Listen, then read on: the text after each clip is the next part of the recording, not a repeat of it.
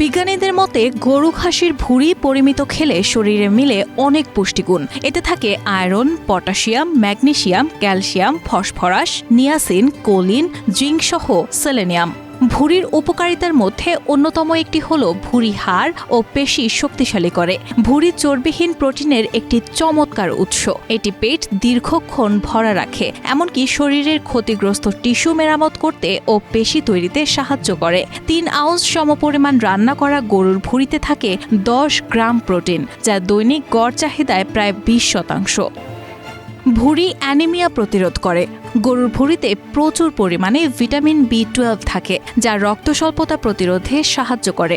ভুঁড়ি ওজনও কমায়। উচ্চ প্রোটিনযুক্ত খাবার ক্ষুধা নিয়ন্ত্রণে সাহায্য করে, ফলে ওজন কমানো ও নিয়ন্ত্রণে রাখা সহজ হয়। প্রাণীজ প্রোটিনের তুলনায় গরু খাসির ভুঁড়িতে ক্যালোরি ও চর্বি কম থাকে, ফলে ওজন দ্রুত কমে।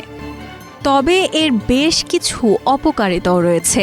গরুর ভুঁড়ি পরিমিত খাওয়া স্বাস্থ্যের জন্য ভালো, তবে অতিরিক্ত খেলে নানা সমস্যা দেখা দিতে পারে, যার মধ্যে উচ্চ কোলেস্টেরলের সমস্যা অন্যতম।